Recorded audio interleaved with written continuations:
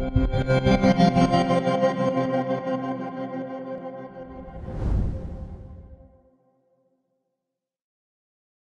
voudrais d'abord remercier vraiment vivement le comité d'organisation, le comité scientifique de l'AMCAR et tous mes amis, le plaisir que j'ai à retrouver le Maroc après 2 ans d'abstinence. Nous les Français, on a vraiment besoin du Maroc, je le dis, et j'ai plaisir à me retrouver au Maroc. Voilà, alors je vais vous parler du parcours du patient ablaté avant, pendant et après. Alors c'est peut-être une présentation qui est un petit peu décalée par rapport à certains ici, mais je crois qu'il est important parce que l'ablation de FA, elle se développe énormément et je crois qu'il est important de savoir ce que vont faire ces patients avant, pendant, après, ce qu'on va programmer avant, pendant, après pour ces patients. Alors, je passe comment? Je passe comme ça. Voilà. Juste un petit mot, même si on vient d'en parler, pour replacer le débat, parce que l'ablation de FA, ça a des indications, et les 2 grandes indications, vous avez en classe 1, c'est la FA paroxystique ou persistante sur cœur peu altéré, après au moins un essai d'antiarythmique. Ça, c'est une classe 1. Et en classe 2A, c'est ce qu'on appelle la first line thérapie, c'est-à-dire avant tout essai d'antiarythmique, tout en sachant que de plus en plus, on est amené, pour des patients symptomatiques, notamment quand ils ont des cœurs peu altérés, à proposer l'ablation de plus en plus précocement avant l'essai d'un traitement antiarythmique, notamment chez les patients jeunes. Et puis la deuxième indication dont vous avez parlé, Walid Amara, c'est ces patients qui ont des FA associés à l'insuffisance cardiaque, et notamment les tachycardiomyopathies, les cardiomyopathies rythmiques. Et alors j'ai du mal à passer ces diapos. Voilà.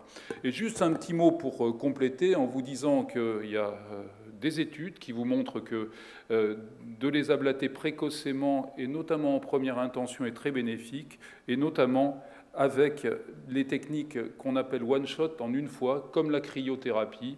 Et quand on compare ces 2 études qui ont été publiées l'année dernière, Stop AF First et Early AF, qui vous montrent que quand on propose l'ablation avant tout traitement antiarythmique, on est très bénéfique. Et de plus en plus, c'est vrai qu'on a tendance à proposer l'ablation très rapidement. Alors, concernant cette ablation, dans quelles conditions on l'a fait? On l'a fait toujours sous anticoagulant. Et en fait, soit c'est des patients qui ont un Schatz-Vask qui sont déjà sous anticoagulants. S'ils ne le sont pas, c'est-à-dire qu'ils sont à 2 chez l'homme, 3 chez la, inférieur ou égal à 2 chez l'homme, 3 chez la femme, à ce moment-là, on leur propose, on les met sous traitement anticoagulant 3 semaines avant. Donc un patient qui n'a pas d'anticoagulation de façon impérieuse, il doit être sous anticoagulant au moins 3 semaines avant, sauf si on lui fait une ETO. Mais la plupart du temps, on les met sous anticoagulant au moins 3 semaines avant. Et l'ablation en classe 1, c'est tout en classe 1. On la réalise sans arrêt des anticoagulants, sans interruption des anticoagulants. Il n'y a plus de switch entre AVK, AOD, héparine et reprise. Maintenant, on réalise les ablations sous anticoagulants. Et ces anticoagulants, c'est les AOD. Alors, je vous ai juste mis ici, même si c'est pas tout à fait, c'est même pas adapté au Maroc, mais vous dire qu'au journal officiel de la République française ont été publiées il y a quelques semaines des recommandations sur qui peut faire l'ablation de fibrillation atriale et dans quelles conditions. Et en fait, vous voyez qu'on a défini plusieurs, j'ai participé à ces recommandations, à ces directives, on a proposé plusieurs types de centres, et les centres qui peuvent réaliser l'ablation de fibrillation atriale, c'est les centres de niveau C, qui ont le droit de faire des actes d'ablation avec abord transseptal, ablation ventriculaire et tous les actes de rythmologie réalisés chez les enfants hors des cardiopathies congénitales complexes. Donc c'est des centres de niveau C. Et ces centres de niveau C, ils doivent également... l'autorisation de rythmologie interventionnelle COD ne peut être accordée que si le titulaire dispose dans la salle d'un système de cartographie. Donc il faut également avoir un système de cartographie. Quels sont les autres éléments ? C'est la chirurgie cardiaque. Alors nous deux, on a noté dans ce décret qu'il faut normalement une autorisation de chirurgie cardiaque sur le même site, ou à défaut, il faut une autorisation de chirurgie assortie de la présence d'une compétence en chirurgie thoracique ou vasculaire adaptée à l'âge de patient sur le même site, et une convention vis-à-vis d'un centre de chirurgie cardiaque. En gros, on a le droit de faire de l'ablation de fibrillation atriale si on a la chirurgie cardiaque sur site, ou si on a une convention, mais à ce moment-là, dans l'endroit où on fait l'ablation de fibrillation atriale, il doit y avoir soit un chirurgien thoracique, soit un chirurgien vasculaire. Et pour la mention rythmologie, la présence sur site, il doit y avoir une astreinte opérationnelle d'un médecin spécialisé, donc chirurgie cardiaque ou cardiothoracique, vasculaire, et une astreinte spécialisée. Alors comment est-ce qu'on réalise ces ablations? Il y a deux types de techniques, vous le savez. C'est soit la radiofréquence, qui est du point par point avec un système de cartographie, soit maintenant de plus en plus sur ces ablations, notamment de FA paroxystique ou persistante de courte durée, les techniques one-shot. Et la plus répandue des techniques one-shot, celle qui a montré son efficacité, c'est la cryothérapie avec les ballons de cryothérapie. Maintenant, il y a même une concurrence en cryoablation avec deux compagnies qui proposent du matériel qui a le même résultat. Comment on les fait? Nous, on a développé la cryoablation à Grenoble depuis 2007. On a fait pratiquement 4000 procédures de cryoablation. C'est des ablations qui durent à peu près moins d'une heure. On utilise un ballon de 28 mm. On a uniquement besoin d'un scanner au préalable. Vous avez un exemple de scanner reconstruit qui est un petit peu une carte qui nous permet d'aller où on veut pour isoler les veines pulmonaires.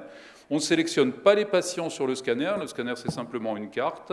On fait uniquement 2 ponctions fémorales, une ponction transseptale, et puis ça se réalise sous sédation profonde. En tout cas, on ne les intube jamais. C'est-à-dire que c'est des procédures qui sont de plus en plus simplifiées. Et pendant l'ablation, on rajoute de l'héparine, et avec la cryoablation, on a probablement besoin d'un peu moins d'anticoagulation, puisque on a besoin, on contrôle par l'ACT, qui est un temps beaucoup plus fin que le TCA, et qui permet, et on demande un ACT entre 250 et 300 pendant la cryoablation, un peu plus pour la radiofréquence.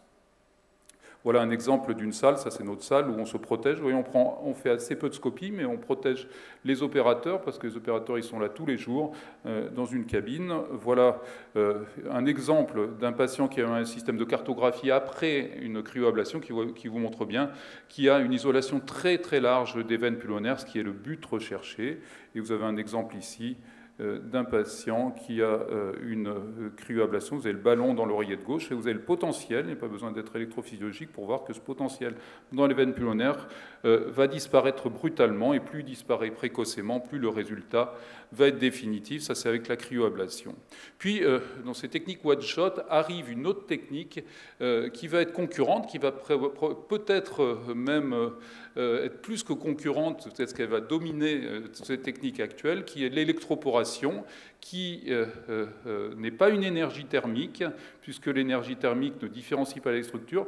L'électroporation est sélective des tissus, et elle permet de traiter le myocarde sans entraîner de lésions des structures adjacentes.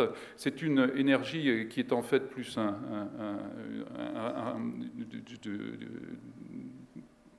ce n'est pas de la radiofréquence, c'est plus des courants continus. C'est des courants continus qui vont réaliser une apoptose cellulaire, en fait. Et vous avez ici 2 exemples de cathéters d'électroporation qui ont des formes différentes et qui vont également, en une fois, réaliser l'ablation des veines pulmonaires.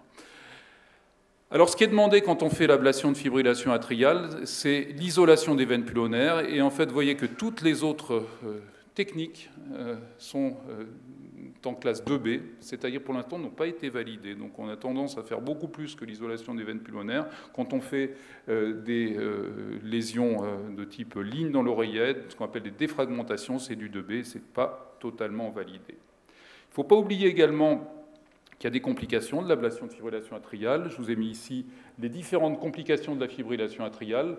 En rouge, j'ai mis les complications les plus embêtante. La tamponnade dans un centre entraîné, elle est absolument exceptionnelle. Maintenant qu'on a l'habitude de manipuler des cathéters dans l'oreillette gauche, ça se gère généralement par une ponction, mais il ne faut pas oublier qu'il peut y avoir des déchirures de l'oreillette. C'est pour ça qu'il y a parfois une nécessité de chirurgien, mais ça, c'est absolument exceptionnel. Les autres complications, là, elles sont exceptionnelles. Les fistules atrioœsophagiennes, ça ne survient qu'avec la radiofréquence quand on fait des tirs postérieurs, mais c'est de plus en plus rare. Et puis avec la cryoablation, on a une complication spécifique qui est la paralysie phrénique. La paralysie phrénique qu'on prévient en stimulant le nerf phrénique pendant l'ablation, la cryoablation des veines droites.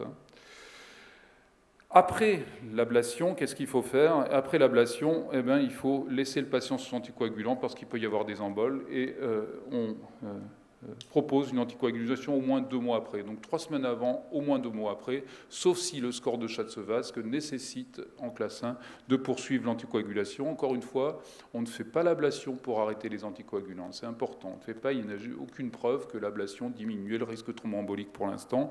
On entoure l'ablation par des anticoagulants s'il n'y a pas un besoin d'anticoagulation au long cours, mais c'est tout. Et puis, je crois que ce qui est très important également, c'est qu'il faut entourer une ablation par tout ce qui est contrôle des facteurs de risque, modification des modes de vie. Encore une fois, je crois que faire une ablation de fibrillation atriale à quelqu'un qui est obèse, qui est hypertendu non contrôlé, qui a une apnée du sommeil sévère et qui ne prend pas en charge tous ces facteurs de risque, c'est illusoire d'obtenir des bons résultats.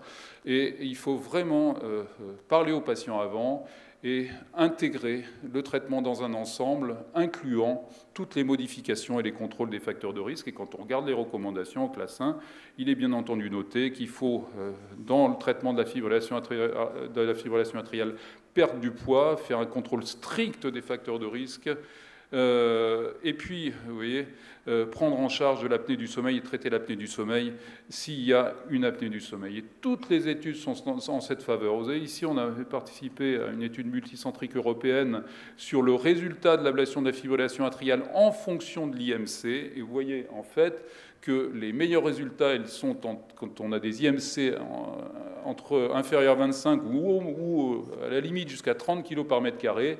Mais ensuite, quand c'est des patients qui ont des IMC supérieurs à 25-30, à ce moment-là, le résultat est bien moins bon.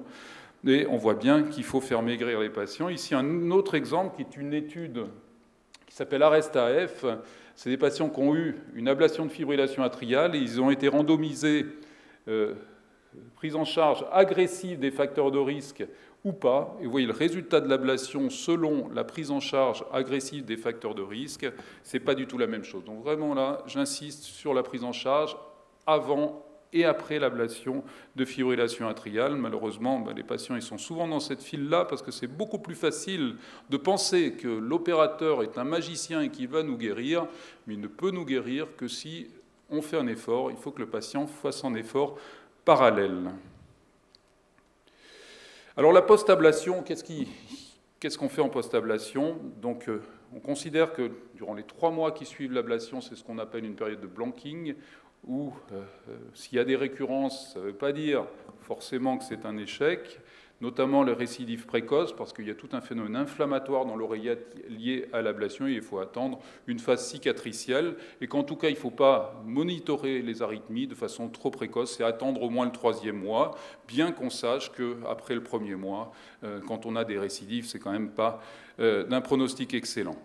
Les antiarythmiques, plus ou moins, on les poursuit durant le 1er mois. Nous, on a tendance à les poursuivre durant le 1er mois pour éviter ces arythmies précoces de la période de blanking. Et puis, on revoit le patient après le 3e mois avec un monitoring. Et ensuite, on les suit une fois par an. Et s'il y a des récidives, on essaie de changer d'énergie, passer de la cryoablation à la radiofréquence et peut-être à l'électroporation. Et tout cela va dépendre également du type de F1 entre paroxystique et persistante, et je veux simplement insister encore une fois sur les nouvelles méthodes digitales de suivi de ces patients. C'est vrai que de plus en plus de ces patients ont des montres connectées et que ces montres connectées permettent d'assurer un suivi, permettent d'assurer le diagnostic précoce et également d'assurer un suivi. Et quand on n'a pas de montre connectée, il y a d'autres outils comme celui-là qui sont beaucoup moins chers, comme le Cardia, et qui permettent également d'enregistrer des arythmies et de s'enregistrer très fréquemment, et notamment de dépister toutes les fibrillations atriales qui sont asymptomatiques.